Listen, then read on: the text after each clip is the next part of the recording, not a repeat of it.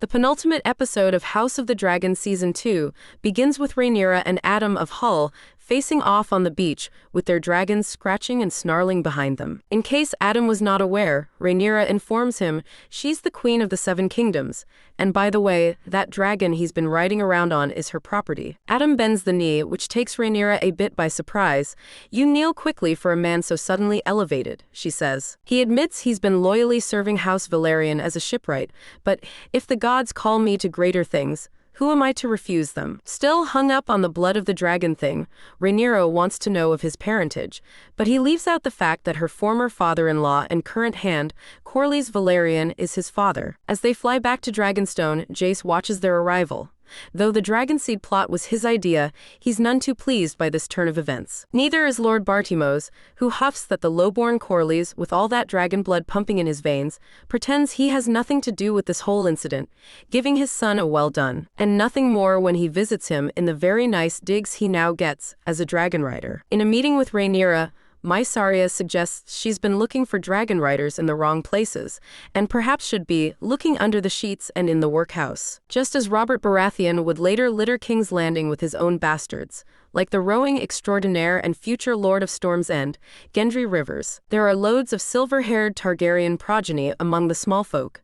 She knows many of them. When Rhaenyra asks that the Highborn have sworn ancient fealty to her house, and it would be better to find riders among them, Mysaria counters that her half-brothers are both Highborn and trying to steal her throne. Good point, Rhaenyra concedes.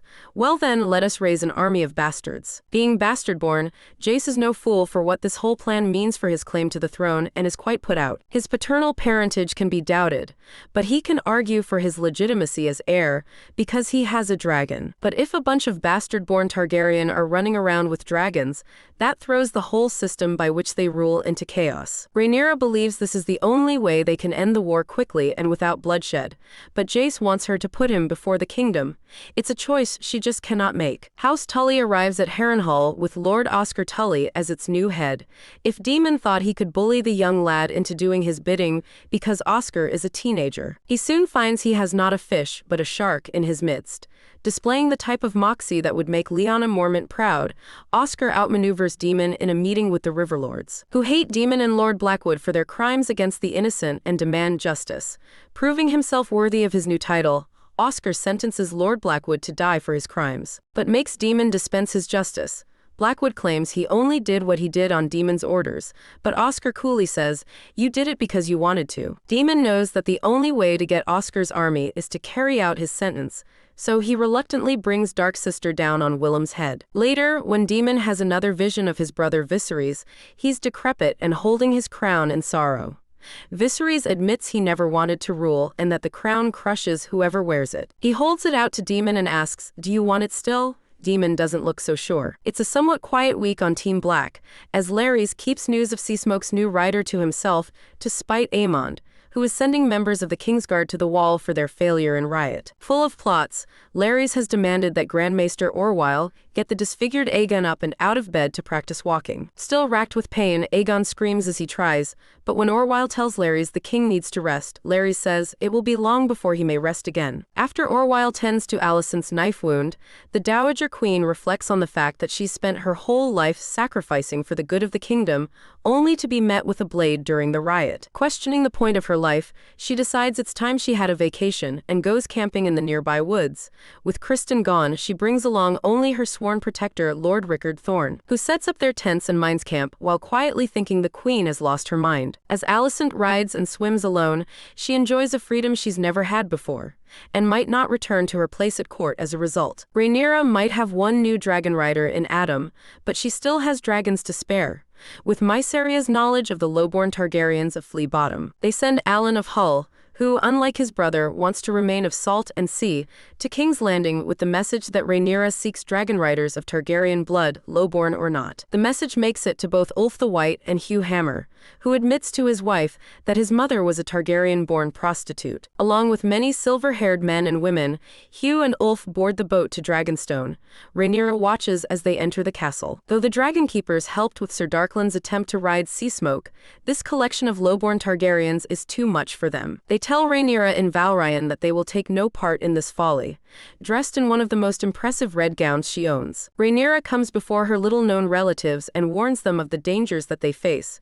She tells them of the mighty vermithor, known as the Bronze Fury, second only to Vhagar in size and the most fierce dragon that lives. With a new dragon rider, peace will be restored. Suffering will end. While Jace is notably absent, the ever-loyal Baela is by Rhaenyra's side as they enter the Dragonmont with all the potential dragon seeds. Rhaenyra calls to vermithor, and the great beast eventually emerges from the darkness. He allows her to stroke her nose as she urges him, "Be calm," in Valyrian. A rather misbegotten dragonseed steps forward, and Rhaenyra takes her leave to watch from the balcony above, saying, "It must be the dragon who speaks." But when vermithor speaks, he decides it's dinner time and roasted dragon seeds are on the menu. The Bronze Fury attacks with flame and teeth, incinerating and eating all who aren't quick enough to escape him. Ulf gets knocked off the platform but survives by running off into the dragon caverns. Rhaenyra watches, transfixed from above, as vermithor unleashes terror upon his potential riders. But she doesn't urge any of them to safety. She knows if vermithor is to be claimed, one of these dragon seeds will have to prove themselves worthy of it. Once the fiery chaos is unleashed, Hugh runs for his life, hiding behind a rock with another terrified woman, when the woman tries to make a run for it and comes face to face with the raging dragon. Hugh bravely distracts vermithor so she can escape. Before the dragon decides to attack, he sizes Hugh up. As the man bellows, "Come on," at him, he must sense a true Targaryen warrior standing before him. As Rhaenyra watches from above, vermithor kneels and Hugh smiles. The Bronze Fury is no more riderless. With a torch in hand, Ulf runs through the muck of the caverns, stumbling as he searches for an exit, as he crushes what looks like a dragon egg beneath his feet. He realizes he has stumbled into a dragon's lair. Silverwing emerges from the shadows, pushing a terrorized Ulf down. He surrenders to her, hands up as he waits to be incinerated with his eyes closed. When no dragonfire comes, he opens his eyes to see the mighty dragon kneeling to him. He laughs in relief and at his good fortune. Back in King's Landing, Aemond is reigning over the small council as a commotion grows outside, with the shouts of "dragon" growing louder in his ears. A dragon has taken flight over the Red Keep. As Aemond rushes to Mount Vhagar, we see Ulf is taking Silverwing out for a spin. Aemond follows a laughing Ulf all the way to Dragonstone before pulling back once he gets sight of the castle. "Flee Vhagar," Aemond commands as he yanks frantically on his dragon's bridle. As the camera draws closer, we see what panicked Aemond. It's Rhaenyra standing with Syrax, vermithor, and Silverwing roaring at her command.